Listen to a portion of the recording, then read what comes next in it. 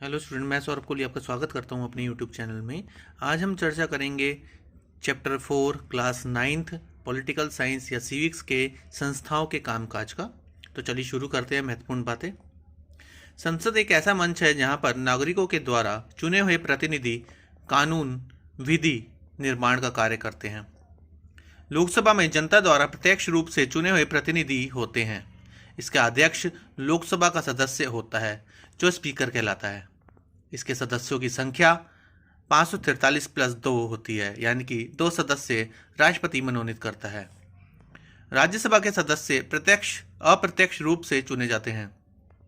इसका अध्यक्ष उपराष्ट्रपति होता है। इसके सदस्यों की कुल संख्या 250 है, जिनमें से 12 सदस्य राष्ट्रपति द्वारा मनोनीत किए जाते हैं। राष्ट्रपति लोकसभा में बहुमत वाली पार्टी या पार्टियों के गठबंधन के नेता को ही प्रधानमंत्री नियुक्त करता है। राष्ट्रपति भारतीय सेनाओं का मुख्य कमांडर होता है। प्रधानमंत्री की सिफारिश पर राष्ट्रपति मंत्रियों को नियुक्त करता है। मंत्रिपरिषद उस निकाय का सरकारी नाम है जिसमें सारे मंत्री होते हैं। इसमें आमतौर पर 60 से 80 मंत्री होते हैं। प्रमुख मंत्रालयों के प्रभारी कैबिनेट मंत्री, छोटे मंत्रालयों के प्रभारी स्वतंत्र प्रभार राज्य मंत्री तथा अपने विभाग के कैबिनेट मंत्रियों में जुड़े सहायक मंत्री राज्य मंत्री कहलाते हैं। भारत सरकार ने 1979 में बीपी मंडल की अध्यक्षता में अन्य पिछड़ा जाति आयोग यानी कि ओबीसी आयोग गठित किया। 8 सितंबर 1993 को पूरी तरह से इस आयोग की सिफारिश लागू हुई और अन्य पिछड़ा जातियों को 27% आरक्षण मिला। भारत में निर्वाचित सदस्यों की राष्ट्रीय सभा को संसद व राज्य स्तर पर इसे विधानसभा कहते हैं।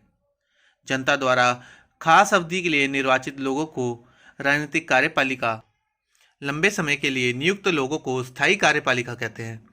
यह अधिकारी राजनीतिक कार्यपालिका के तहत काम करते हैं। न्यायपालिका संवैधानिक संस्थाएं होती हैं जिनके पास न्याय करने और कानूनी विवादों के निपटारे का अधिकार होता है। पूरे देश के लिए सर्वोच्च न्यायालय, राज्यों में उच्च न्यायालय, जिला न्यायालय और स्थायी स्तर के न्यायालय होते हैं।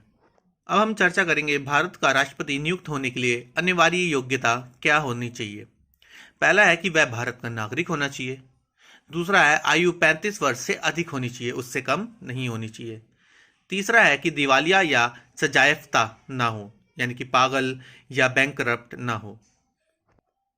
किसी सरकारी लाभ पद पर ना हो, यानी कि कोई गवर्नमेंट जॉब ना करता हो। अगर वह ऐसा करता है तो उसे पहले वो गवर्नमेंट जॉब छोड़नी पड़ेगी। लोकसभा का सदस्य बनने के योग्य हो। आगे हम चर्चा करेंगे भारतीय प्रधानमंत्री के अधिकार। कैबिनेट की बैठकों की अध्यक्षता करता है। विभिन्न विभागों के कार्य का समन्वय करता है। विभिन्न विभागों के सामान्य निगरानी करता है। मंत्रियों को विभागों का वितरण करता है, यानी कि बांटता है। किसी मंत्री को बर्खास्त करने का भी अधिकार है। अब हम लोकसभा के बारे में जानेंगे। सदस्यों का चुनाव लोगों द्वारा प्रत्यक्ष रूप से होता है। अधिकतर मामलों में सर्वोच्च अधिकार होता है। सदस्य अधिक होने के कारण विचारों को प्राथमिकता मिलने की संभावना होती है। पैसों के मामले में अधिक अधिकार मिलते हैं।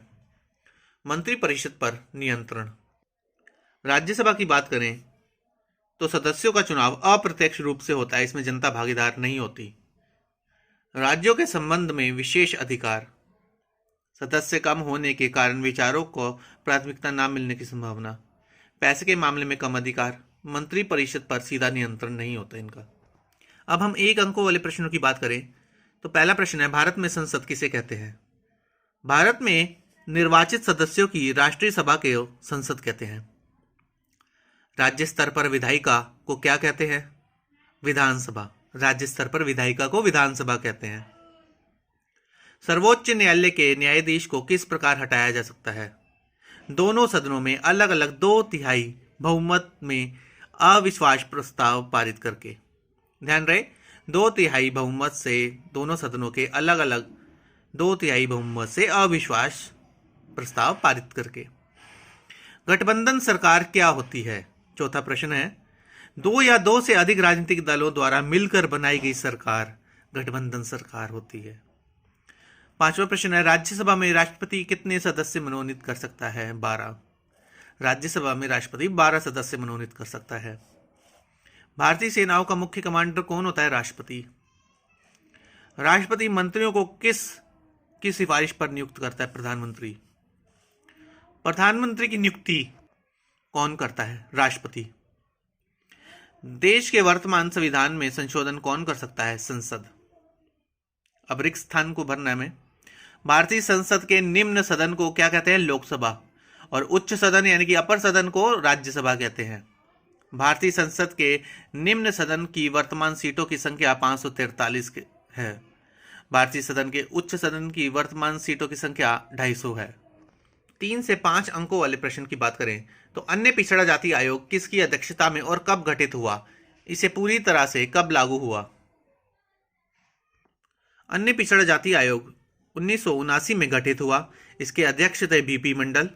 8 सितंबर 1993 में यह पूरी तरह से लागू हो चुका था। दूसरा प्रश्न है, कैबिनेट मंत्री, स्वतंत्र प्रभार, राज्य मंत्री और राज्य मंत्री में क्या अंतर है?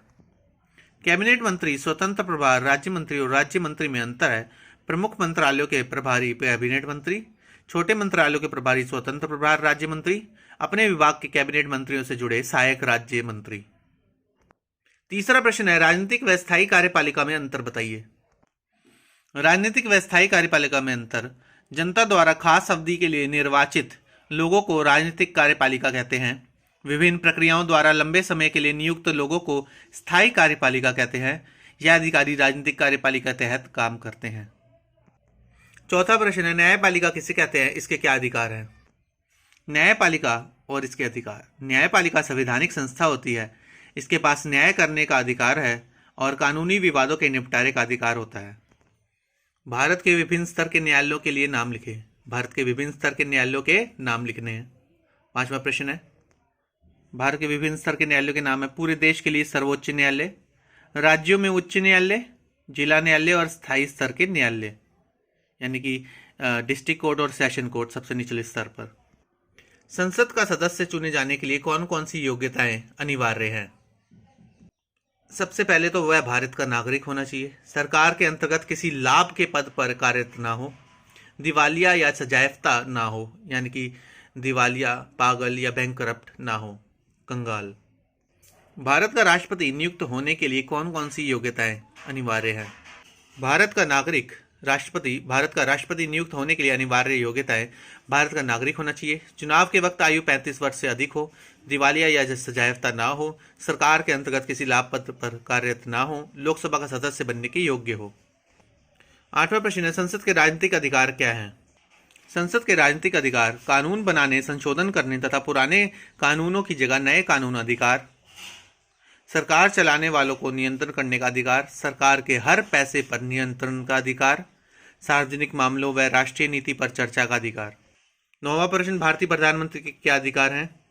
भारतीय प्रधानमंत्री के अधिकार, कैबिनेटों की बैठकों की अध्यक्षता, विभिन्न विभागों के कार्य का समन्वय, विभिन्न विभागों की सामान्य निगरानी, मंत्रियों के कामों का वितरण, किसी मंत्री को बर्खास्त करने का अधिकार। 10वां प्रश्न है, लोकसभा और राज्यसभा में अंतर। लोकसभा के सदस्यों का चुनाव लोगों द्वारा प्रत्यक्ष रूप से होता है। राज्यों के संबंध में राज्यसभा को कुछ विशेष अधिकार दिए गए हैं, लेकिन अधिकतर मामलों पर सर्वोच्च अधिकार लोकसभा के पास ही हैं। संयुक्त अधिवेशन में लोकसभा के सदस्य अधिक होने के कारण लोकसभा के विचार को प्राथमिकता मिलने की संभावना रहती है। लोकसभा पैसे के मामले में अधिक अधिकारों का प्रयोग करती है। लोकसभा मंत्रिपरिषद को नियंत्रित करता है तथा राज्यसभा को यह अधिकार नहीं है। तो इस प्रकार हमारा ये चौथा चैप्टर भी political science class 9th civics का ख़त्म होता है और आगे भी इस चैनल के साथ जुड़े रहें। धन्यवाद।